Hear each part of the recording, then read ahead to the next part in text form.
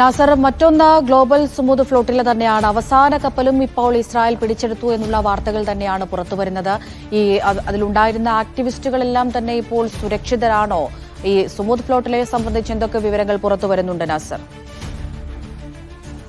ഏതാണ്ട് 470ഓളം ആക്ടിവിസ്റ്റുകളെയാണ്, പരിസ്ഥിതി പ്രവർത്തകരുണ്ട്, രാഷ്ട്രീയ പ്രവർത്തകരുണ്ട്, അതോടൊപ്പം തന്നെ സാമൂഹ്യ പ്രവർത്തകർ, ആക്ടിവിസ്റ്റുകളെല്ലാം ഉൾപ്പെടെ 470 പേരെയാണ് ഇന്നലെ മാത്രം അറസ്റ്റ് ചെയ്ത് അവരെ ഇസ്രായേലിന്റെ തടങ്കൽ കേന്ദ്രത്തിൽ പാർപ്പിച്ചിരിക്കുന്നത്. അവിടെ തീവ്ര വലതുപക്ഷ മന്ത്രിയായിട്ടുള്ള ബെൻഗവിർ, അദ്ദേഹം സുരക്ഷാ മന്ത്രി കൂടിയാണ്, അദ്ദേഹം സന്ദർശനം നടത്തിയിരുന്നു.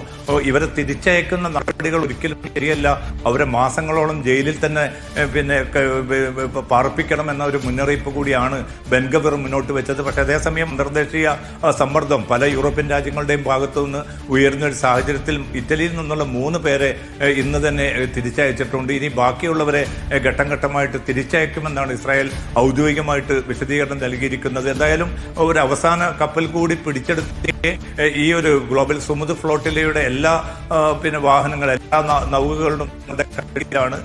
അതുകൊണ്ട് തന്നെ അത് തൽക്കാലം വിട്ടുകൊടുക്കാൻ ഉദ്ദേശിക്കുന്നില്ല എന്നുകൂടി ഇസ്രായേൽ വ്യക്തമാക്കിയിട്ടുണ്ട്. അതോടൊപ്പം തന്നെ അതിൽ കൊണ്ടുവന്ന ഭക്ഷ്യവസ്തുക്കളും മറ്റ് സൗകര്യങ്ങളും ഒക്കെ നശിപ്പിക്കാനുള്ള വളരെ ആസൂത്രിതമായിട്ടുള്ള നീക്കവും ഇസ്രായേലിന്റെ ഭാഗത്തു നിന്നുണ്ടായിട്ടുണ്ട്. ചില ആക്ടിവിസ്റ്റുകളെ ദേഹോപദ്രവം ഏൽപ്പിച്ചതായിട്ടുള്ള റിപ്പോർട്ടുകളും പുറത്തു വരുന്നുണ്ട്. എന്തായാലും ഇവരെ ഘട്ടം ഘട്ടമായി തന്നെ അതാത് രാജ്യങ്ങളിലേക്ക് തിരിച്ചയക്കാനുള്ള നടപടികളാണ് ഇപ്പോൾ പുരോഗമിക്കുന്നത്. പക്ഷേ കൂടുതൽ ഫ്ലോട്ടിലുകൾ വൈകാതെ തന്നെ ഗസയിലേക്കുള്ള ഈ ദൗത്യവുമായിട്ട് രംഗത്ത് വരുമെന്ന് ആക്ടിവിസ്റ്റുകളും സംഘാടകരും അറിയിച്ചിട്ടുമുണ്ട്.